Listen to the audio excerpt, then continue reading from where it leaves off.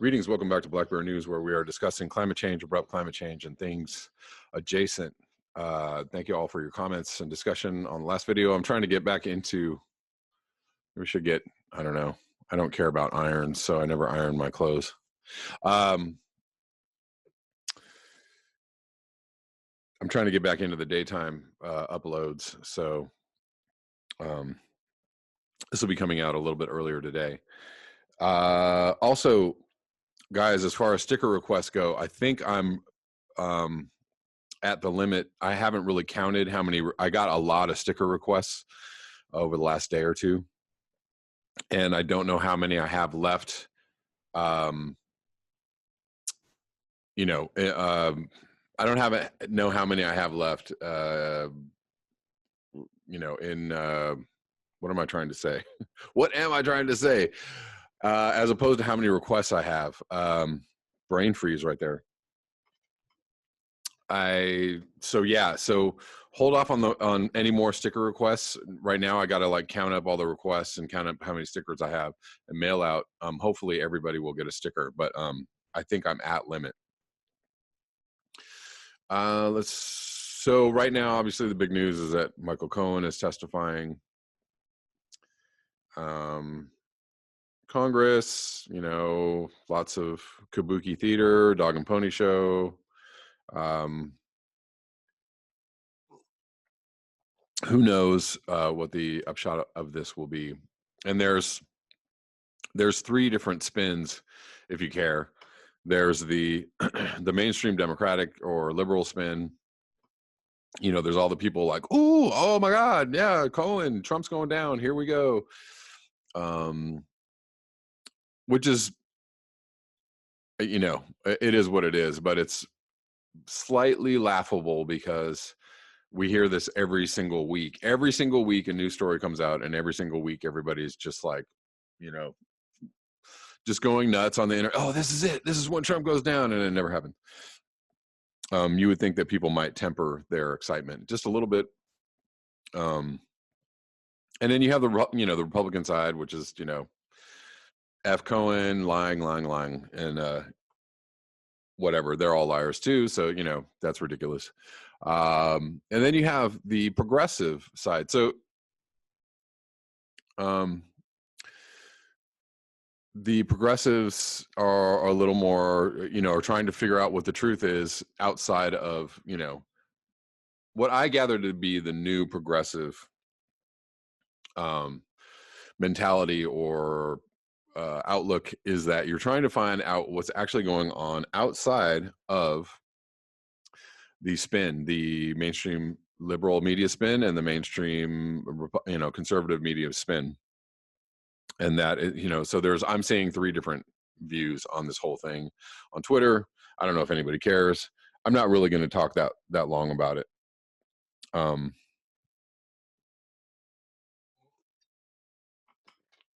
But it's just interesting, I would just be super skeptical. I don't know, I don't know that this is really going to produce the thing that people want it to produce. Who knows? As far as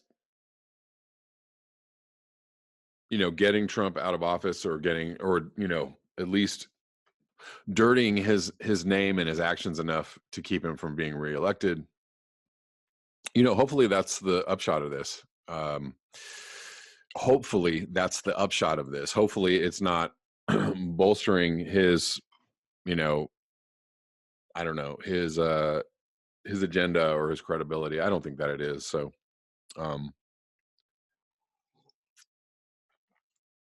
I think that enough people are going to be sick and tired of Trump in 2020. And I think that enough people are aware that he's, basically a con man. And he's basically a liar. And he's basically, not really good for anything other than the idea that, we need a strong economy and jobs, and we need, in the stock market and whatever. There are a few okay things that he does, but not really worth the damage that he's inflicting on the country and on the planet. Okay, I'm going to move on and stop talking about that. So I was talking a little bit, tiny bit, about the yellow vests yesterday, and they've been mostly shut out of the news. You know, people think that they're going away. Let's see what NBC News has a little article on this. There seems to be a few articles. The spin is that they're losing power, they're losing momentum. They're, you know, it's falling apart. That's the media take on all of this, which is exactly what they want to have happen. Yellow vests find support among France's far right and far left, but can they win votes? The yellow vests are probably the purest example of populism we've been seeing throughout the world, one expert said. France's self-styled political road warriors may finally be running out of road. Since their weekly protests began more than 3 months ago, the yellow vests have fought their way to a rare kind of popularity, straddling France's political spectrum with a broad populist message that blames establishment elites for their country's high cost of living.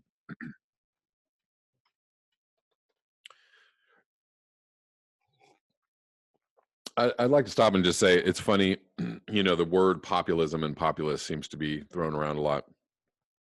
Um, kind of in a negative light, you know, you say populist or populism, and, you know, um, somehow that's a bad thing. You know, populism is actually, you know, something that appeals to people, um, something that might be for the people. So, you know, God forbid people have a populist message. But with polls showing that popularity beginning to wane, the movement faces an existential challenge, translating their outdoor enthusiasm into indoor political power. Their prospects are complicated by the same contradictions that earn them such wide appeal. Prominent members within the movement claim the yellow vests are leaderless even as they behave like leaders themselves. They have attracted support from the far left and far right, long-standing and bitter rivals for the French public opinion. Even more confounding, the yellow vests claim to be apolitical even as they make political demands. It's contradictory, said Thierry Paul Valette, a wiry and well-coiffed actor and author who has emerged as a kind of leader alongside several other prominent protesters. Earlier this month, Valette became the latest yellow vest activist to launch a political party to represent the movement in European Parliament elections scheduled for May.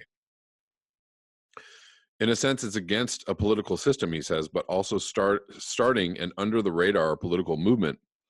Because when you have meetings with deputies and ministers and even a president, we're already in a political action. The movement is named after the reflective garments all French motorists are required to carry, demands initially focused on lowering taxes, particularly for gas. But after President Emmanuel Macron scrapped a proposed diesel tax, the protests continued and the demonstrators' demands appeared to shift, variously pushing for the president's resignation, public referendums for government decisions, and still lower taxes. That such a group has earned recognition from the political powers that be is a sign of the times. The yellow vests are the latest sighting of a loosely affiliated populist trend that has pushed voters throughout the Western world on both the right and the left away from incumbent parties and ideologies towards identity politics and non-traditional candidates, normally by vilifying perceived elites. So there you go. These crazy outsiders, these extremists, the yellow vests are probably the purest example of populism we've seen throughout the world, said Dr. Angelos Chrysogelos, an expert on populist movements at Harvard University. But the same thing that has made them popular will also be a problem for them because it will prevent them from forming a political party. Unlike populist causes that have scored election victories on the right, such as the election of President Donald Trump in 2016, or on the left, such as the rise of British Labour Party leader Jeremy Corbyn, the yellow vests lack a strong connection to either political side. And even though the group began as a right-leaning rejection of Macron's pro-environment tax on diesel, the recent protests featured communist flags and anti-capitalist chants. Various members describe themselves as apolitical, transpolitical, and anti-establishment. Um, it goes on and on.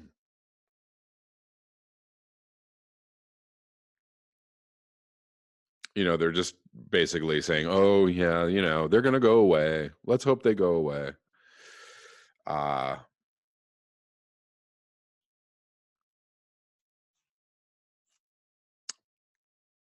Jerome Rodriguez, one of the leaders movements of unofficial leaders, may lose vision in one of his eyes after police struck him with an LBD-40, a kind of crowd control grenade that Rodriguez calls a weapon of war, already known for a signature fedora and imposing beard.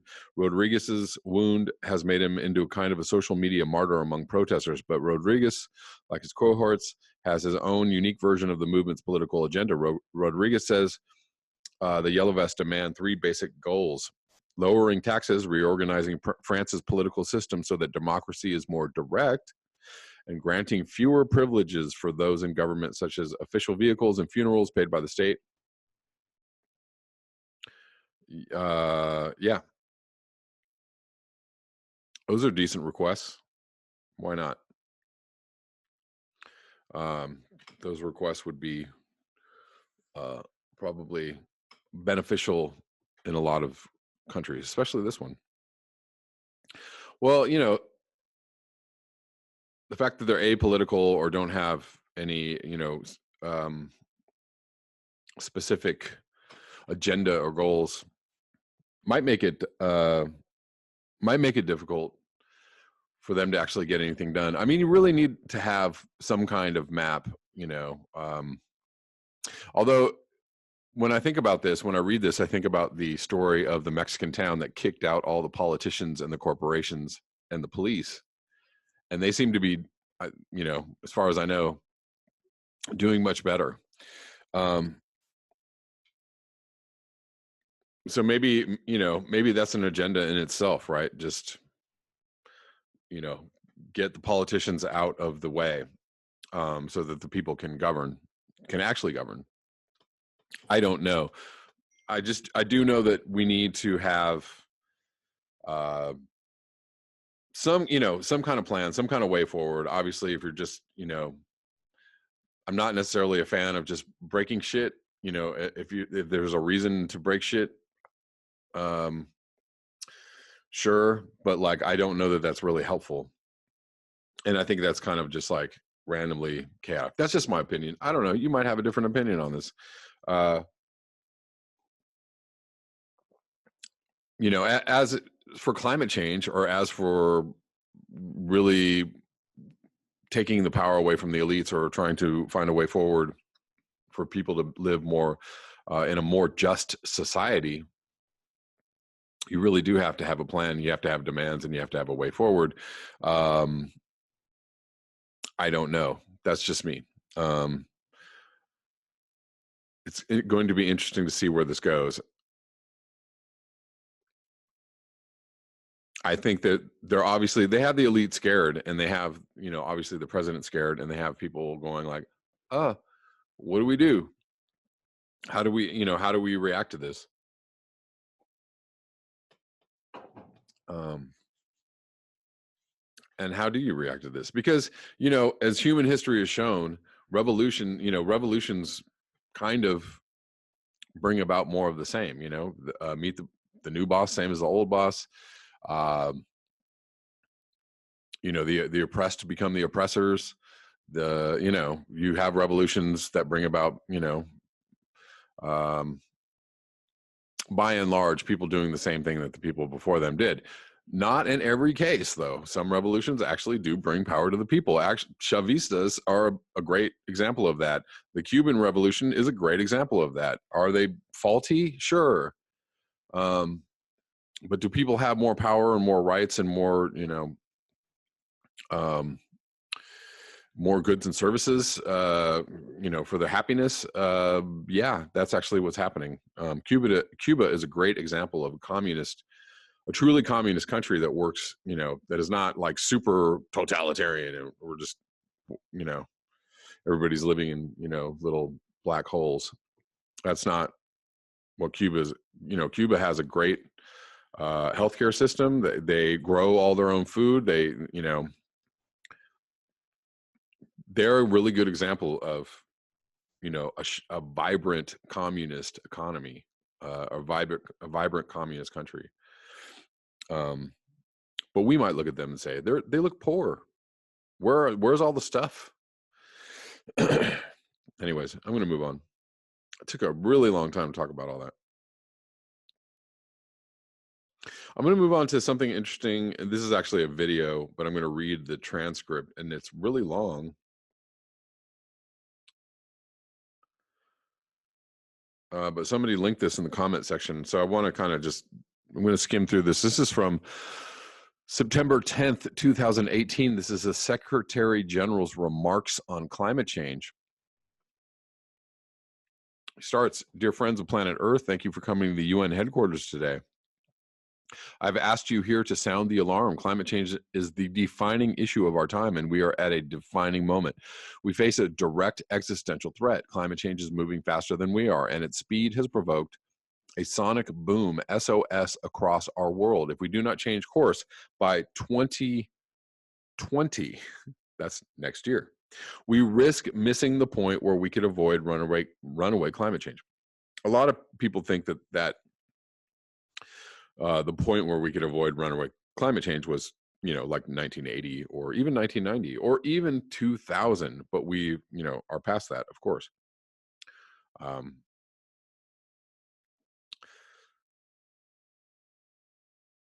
We risk missing the point where we can avoid runaway climate change with disastrous consequences for people and all the natural systems that sustain us. This is why today I am appealing for leadership from politicians, from business and scientists, and from the public everywhere. We have the tools to make our actions effective. What we still lack, even after the Paris Agreement, is the leadership and the ambition to do what is needed. Dear friends, let there be no sorry. Dear friends, let there be no doubt about the urgency of the crisis. We are experiencing record-breaking temperatures around the world. According to the World Meteorological Organization, the past 2 decades included 18 of the warmest years since 1850, when records began. This year is shaping up to be the 4th hottest. Extreme heat waves, wildfire storms, and floods are leaving a trail of death and devastation. Last month, the state of Kerala in India suffered its worst monsoon flooding in recent history, killing 400 people and driving 1 million more from their homes. We know that Hurricane Maria killed almost 3,000 people in Puerto Rico last year, making it one of the deadliest extreme weather disasters in U.S. history.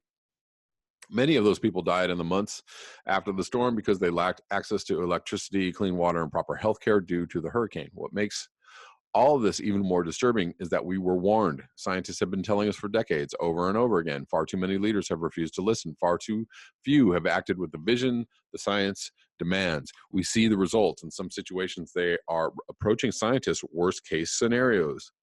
Arctic sea ice is disappearing faster than we imagined. This year, or imagine possible, this year for the first time, thick permanent sea ice north of Greenland began to break up. This dramatic warming in the Arctic is affecting weather patterns across the northern hemisphere. Can we say polar vortex? Wildfires are lasting longer and spreading further.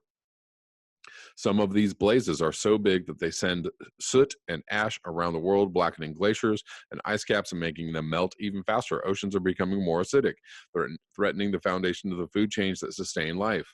Corals are dying in vast amounts, further depleting vital fisheries. And on land, the high level of carbon dioxide in the atmosphere is making rice crops less nutritious, threatening well-being and food security for billions of people. As climate change intensifies, we will find it harder to feed ourselves. Extinction rates will spike as vital habitats decline. More and more people will be forced to migrate from their homes as the land they depend on becomes less able to support them. This is already leading to many local conflicts over dwindling resources. This past May, the World Meteorological Organization reported that the planet marked another grim milestone, the highest monthly average for carbon dioxide levels ever recorded. 400 parts per million has long been seen as a critical threshold. We now have surpassed 411 parts per million, and the concentrations continue to rise. This is the highest concentration in 3 million years. Dear friends, we know what is happening to our planet. We know what we need to do, and we even know what to do about it, or we even know how to do it. Sorry. But sadly, the ambition of our action is nowhere near where it needs to be. When world leaders signed the Paris Agreement on climate change 3 years ago, they pledged to stop temperatures rising by less than 2 degrees Celsius above pre-industrial levels and to work to keep the increase as close as possible to 1.5 degrees. These targets were really the bare minimum to avoid the worst impacts of climate change. But scientists tell us that we are far off track. According to the UN study, the commitments made so far by the parties to the Paris Agreement represent just 1/3 of what is needed. The mountain in front of us is very high, but it is not insurmountable. We know how to scale it. Put simply, we need to put the brake on deadly greenhouse gas emissions and drive climate action. We need to rapidly shift away from our dependence on fossil fuels. We need to replace them with clean energy from water, wind, and sun. We must halt deforestation, restore degraded forests, and change the way we farm. We need to embrace the circular economy and resource efficiency. Our cities and transport sectors will need to be overhauled. How we heat, cool, and light our buildings will need to be rethought so we waste less energy. And this is exactly where this conversation can become exciting, because so much of the conversation on climate change focuses on doom and gloom. Of course, warnings are necessary, but fear will not get the job done. No, what captures my imagination is the vast opportunity afforded by climate action. Dear friends, enormous benefits await humankind if we can rise to the climate challenge. A great many of these benefits are economic. Okay, this is where it gets a little bit weird, but that's okay. I have heard the argument, usually from vested interests, that tackling climate change is expensive, could harm economic growth. This is hogwash. In fact, the opposite is true, which is true. We are experiencing huge economic losses due to climate change. And if climate change, I'm interjecting, if climate change continues apace, we will have no economy and people will be starving, poor, and, most likely close to succumbing. We're experiencing huge economic losses due to climate change. Over the past decade, extreme weather and health impacts of burning fossil fuels have cost the American economy at least $240 billion a year. This cost will explode by 50% in the coming decade alone. Only 50%. By 2030, the loss of productivity caused by a hotter world could cost the global economy $2 trillion. More and more studies also show the enormous benefits of climate action. Last week, I was at the launch of the new Climate Economy Report from the Global Commission on the Economy and Climate Change. It shows that climate action and socioeconomic progress are mutually supportive, with gains of $26 trillion predicted by 2030 compared with business as usual if we pursue the right path. Okay. For example, for every dollar spent restoring degraded forests, as much as $30 can be recouped in economic benefits and poverty reduction. Restoring degraded land means better lives and income for farmers and pastoralists and less pressure to migrate to cities. Climate resilient water supply and sanitation could save the lives of more than 360,000 infants every year, and clean air has vast benefits for public health. The International Labor Organization reports that common sense green economy policies could create 24 million new jobs globally by 2030.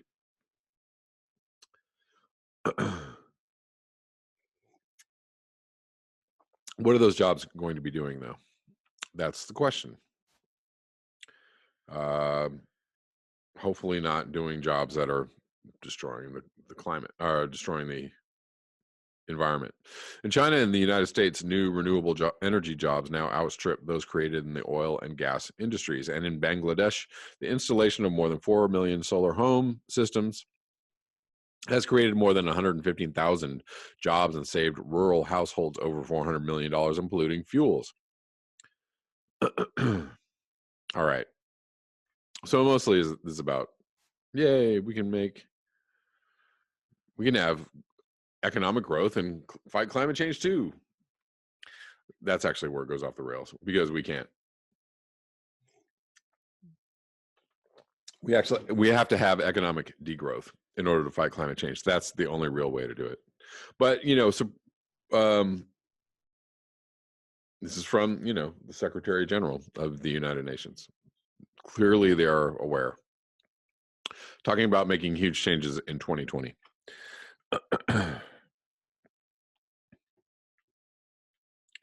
Um, again, we need to, if we're going to have climate policy or climate action, Green New Deal, whatever it is we do, it should be based on reality, the reality that, um, almost our entire industrial civilization is involved in destroying the planet. And if you take all of those things away that are destroying the planet, you can't really run the economy. The economy is not going to last. It's going to collapse. The question is, what do you do when that happens? Because that really is the discussion people should be having. Although it's you can't really say that. If you say that out loud, I don't know. AOC might say that. She's they were talking about population control on The View, or people not having babies in the light of climate change on The View. So these discussions are becoming mainstream, which is great. But somebody needs to let the cat out of the bag that, in order to fight climate change, we really need to, overhauling the economy is probably the closest we can come to some words that might not, it might not scare the pants off of everybody who, is alive. But, we need to talk about living with a lot less. Not having a crazed, out of control consumer society. Eliminating, 80% of everything that we buy from our lives. We're going to have to do that, so people need, and when you say stuff like that, stock markets crash and, people lose their minds. Oh my God. But that really is what's necessary. So let us speak truthfully about what's really going on. Moving on to just obviously more strange climate stuff. It's from the BBC News. Marsden moorland fire, apocalyptic moorland blaze put out. So they're having wildfires in England in February. It's still February. Fire crews have extinguished a huge blaze on moorland in West Yorkshire. The fire, described by one witness as apocalyptic, started about 1930 GMT on Tuesday and covered about 1.5 square kilometers of land near Marsden. West Yorkshire Fire and Rescue said it was one of the biggest moorland fires we've ever had to deal with. It came as the UK broke the record for the warmest winter day for a second time, and on the same day as a gorse fire on Arthur's Seat in Edinburgh, following a night spent tackling the blaze near Saddleworth Moor between Huddersfield and Manchester. A fire service spokesperson said this fire now looks to be out. However, they said crews and specialists, moorland firefighting units, will remain at the scene for much of the day to tackle any further hotspots. At its height, more than 35 firefighters were in attendance. The National Trust property and the A62 between Colne Valley and Diggle was closed as a precaution. So yeah, wildfires in England in February. Nothing to see here. Moving on, I wanted to cover this article. It's pretty long. Maybe I'll do this tomorrow. Maybe I'll just touch on this article from Truthout. Judge in Monsanto Roundup trial is already hindering testimony. So people are in the bag, obviously, for Monsanto, and they don't care that people are dying and that are probably killing bees. They don't care that it's destroying our ecosystem. No. It's from Robert Howard from February 24th. Anyone concerned about probable carcinogens in the environment needs to keep an eye on the trial of Edward Hardiman versus Monsanto Company, which begins on February 25th in the Federal District Court in San Francisco, a bellwether for future challenges against the company. The federal court has grouped hundreds of plaintiffs into this multi-district litigation case. The plaintiffs have sued Monsanto, claiming to have contracted non-Hodgkin's lymphoma after being exposed to Roundup. The company's glyphosate based herbicide, while there are an estimated 9,300 lawsuits against the chemical giant because of Roundup, Hardiman will only be the second NHL trial against Monsanto ever. Judge Vince Cabria, it's Chhabria, Chhabria, I don't know how do you pronounce it, has already granted an unusual motion by Monsanto to split the Hardiman trial into two phases, characterized as unheard of by the plaintiffs. This way of trying a case is called bifurcation, consisting of a first phase that would have the jury determine if there's a preponderance of scientific evidence that Roundup caused Hardiman's cancer. If the jury finds this to be true, then they will then be allowed to decide if Monsanto knew of and attempted to hide the dangers of Roundup. Oh, Lord. To do this, they will be shown internal Monsanto documents that reveal how the company ignored or tried to discredit legitimate science and science. So obviously, yes, they knew. Ghost wrote scientific studies and manipulated regulators. I saw this evidence firsthand because I was a juror on the first ever NHL trial. This is the writer in Truth Out, Dwayne Lee Johnson versus Monsanto. Monsanto's attorneys asked the judge to bifurcate the upcoming trial because they think that jurors will be swayed by the emotions brought forth from seeing the documents exposing systematic corporate malfeasance. Ridiculous. This is not the first time Monsanto has inferred that a jury might or might have reached a verdict based on emotions.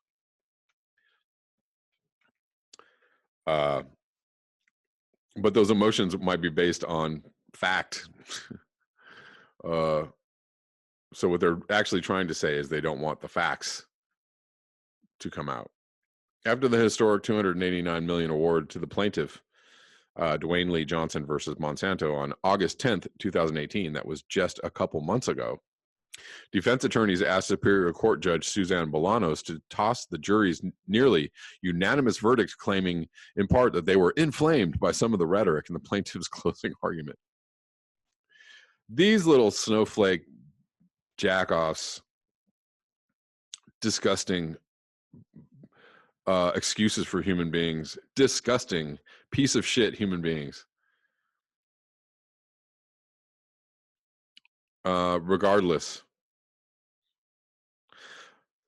it is astonishing that Monsanto would ask to bifurcate this trial. This is tantamount to admitting that, yes, there is evidence of despicable behavior by managing agents of the company. Monsanto has a good reason to keep this evidence from a jury because it is certainly damning. In the Johnson trial, Monsanto objected to multiple attempts by the plaintiff to admit evidence. The plaintiff's counsel was incredulous when Judge Bolanos would not allow any mention of California's Proposition 65, under which Californians are warned that Roundup is a probable carcinogen. Whoa. Judge Chhabria is apparently realizing the mess he created by granting the bifurcation. On January 28th, he backtracked and decided to allow some evidence of Monsanto's alleged nefarious manipulation of scientists and regulators. Monsanto is now pointing to the Hardiman bifurcation to convince a Superior Court judge in Oakland, California, to bifurcate a similar lawsuit. Oh, Piliad versus Monsanto. Attempts to control juries should not be allowed to become the norm simply because a large corporation is fighting for its financial life, especially when thousands of people exposed to Roundup are fighting for their actual lives. Oh, Monsanto should seriously just close shop, be forced, whatever it takes. Monsanto, which was acquired by Bayer in June 2018 for more than $60 billion, has taken a financial hit since Johnson verdict in August. Oh, poor Monsanto.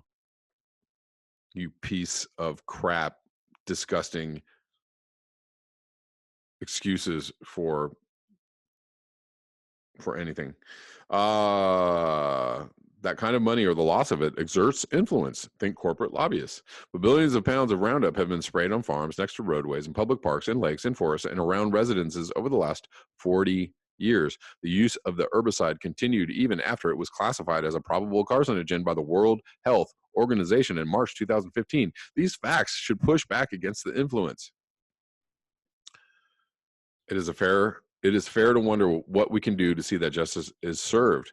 There are no easy answers, but it is worth noting that after the judges in the Johnson case made a tentative ruling to toss that nearly unanimous verdict, several former jurors from the trial, including me, were so outraged that they publicly called Judge Bolanos out. To her credit, she backed off and upheld the verdict, albeit reducing the payout to Johnson to $78 million. Oh, wow. I mean, it's a lot of money, but yeah, they need to. It should be 78 billion. Goodbye, Monsanto. You're out. You're done. Those former jurors were, in fact, just regular citizens who decided their civic duty extended beyond the end of the trial, and including protecting their verdict. It helps. It helps to speak out. It helps to get those voices out. It helps to say something. Everything helps. In California, Superior Court judges can be recalled when the electorate is aggrieved. With federal judges, our only recourse may be to elect a president who we believe would make the kinds of judicial appointments we want. But however we do it, we have a constitutional right to free speech and the ballot to hold the judiciary accountable. The bottom line is that juries should be allowed to see all the evidence in the cases without interference by judges. With proper instructions from a judge, a jury is uniquely suited to weigh the evidence without passion or prejudice, and is ultimately very difficult to fool. What we also need is now that there are so many more executive powers of the president, what we need is a progressive and extremely progressive president to take office and start nationalizing disgusting corporations like Monsanto, or just closing them down, taking away their charter. Just like, no, you're done. Executive order, done. We're not, you're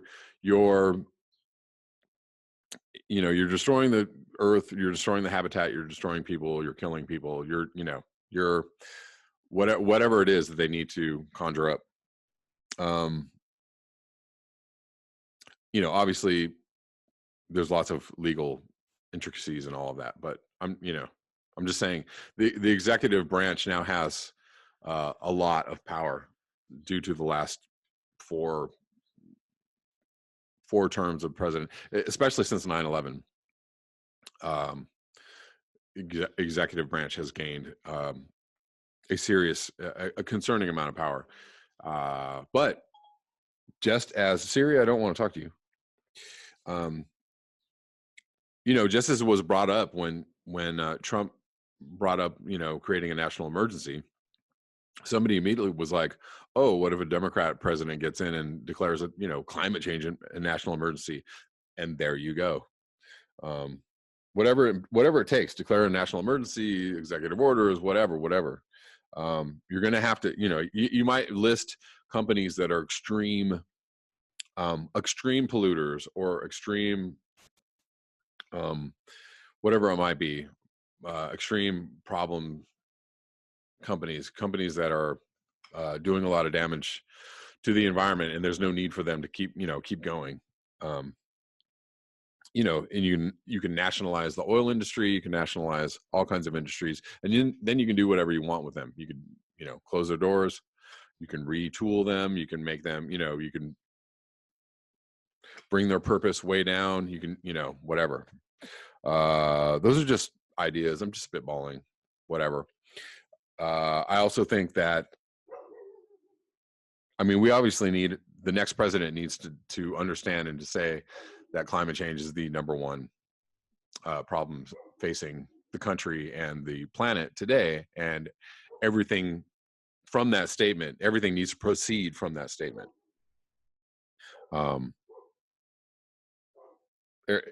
Everything needs to be subsequent. Underneath that statement, everything needs to follow suit. So climate change is the biggest problem. It's a national emergency. Here's what we're going to do. Here's the